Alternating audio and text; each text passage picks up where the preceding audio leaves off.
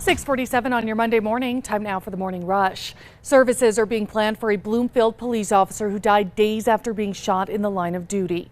Medical personnel have been looking after Officer Timothy Ontiveros at the University Hospital since Tuesday after he was shot in the neck and shoulder during a traffic stop.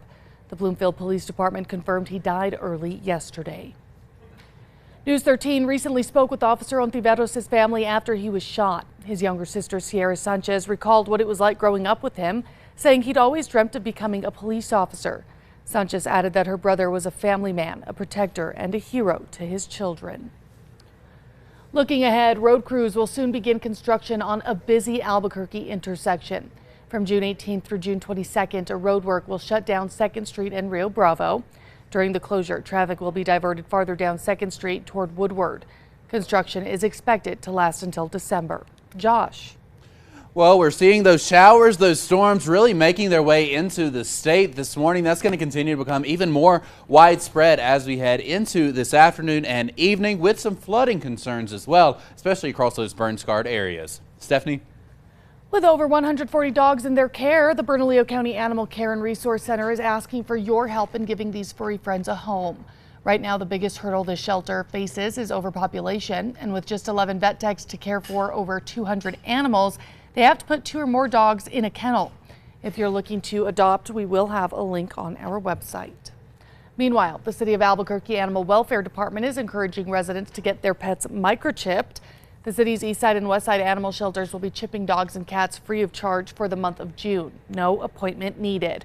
The campaign runs through July 3rd. The Albuquerque City Council is set to take final action on an ordinance that would change the city's hemp regulations. A proposal sponsored by Councilor Dan Lewis would ban synthetic cannabinoids exceeding 0.3% of THC.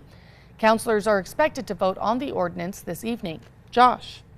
We do have some on and off showers that are going to be making their way into the Albuquerque metro and throughout the state as we head throughout the day today. Temperature wise will be a slight bit cooler than we saw yesterday by about 10 to 15 degrees. Could see a few pop-up storms coming through as well heading into this afternoon and evening. Stephanie?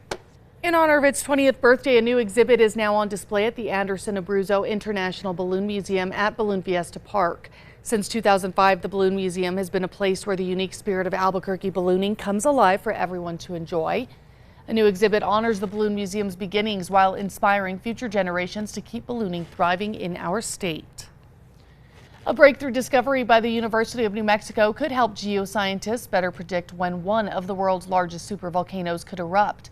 UNM Distinguished Professor of Earth and Planetary Sciences Tobias Fisher says his team used samples from Yellowstone on a machine that allows them a better picture of the quantities of magma where it sits under Yellowstone and how big it is. The Senate is set to debate President Trump's budget bill this week. Republican Senator Rand Paul from Kentucky is among several Republican legislators who have indicated they will not be supporting President Trump's bill. On Sunday, Paul said he will not vote for the bill as it is currently written, arguing it adds too much to the deficit. Josh.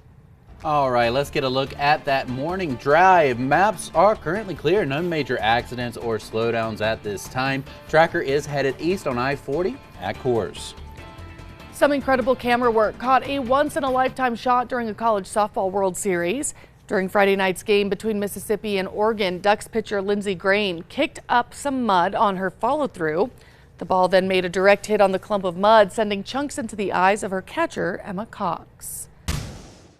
All right, time now for the 5 facts. And at number 5, in honor of its 20th birthday, a new exhibit is now on display at the Anderson Abruzzo International Balloon Museum at Balloon Fiesta Park.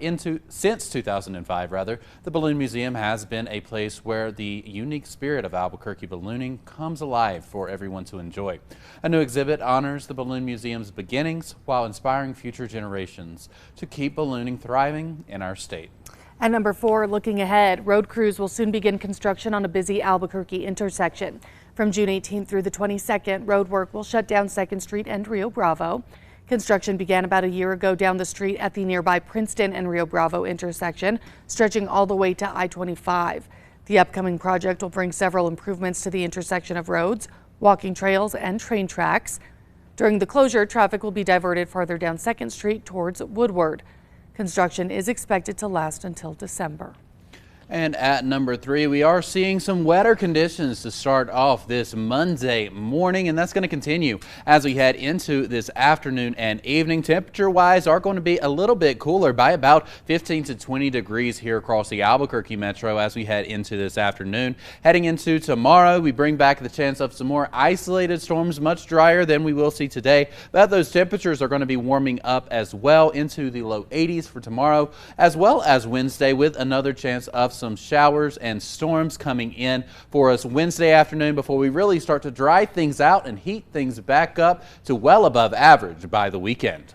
And number 2, with over 140 dogs in their care, the Bernalillo County Animal Care and Resource Center is asking for your help in giving these furry friends a home.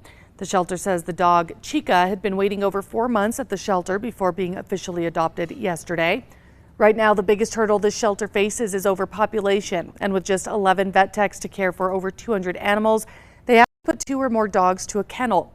Shelter staff is hoping to get more people to adopt, reminding folks that adoptions are always free and each pet comes either spayed or neutered. And at number 1, services are being planned for a Bloomfield police officer who died days after being shot in the line of duty. Medical personnel have been looking after Officer Timothy Ontiveros at the University Hospital since Tuesday. Officer Ontiveros suffered severe injuries after he was shot in the neck and shoulder during a traffic stop. The Bloomfield Police Department confirmed he died early yesterday.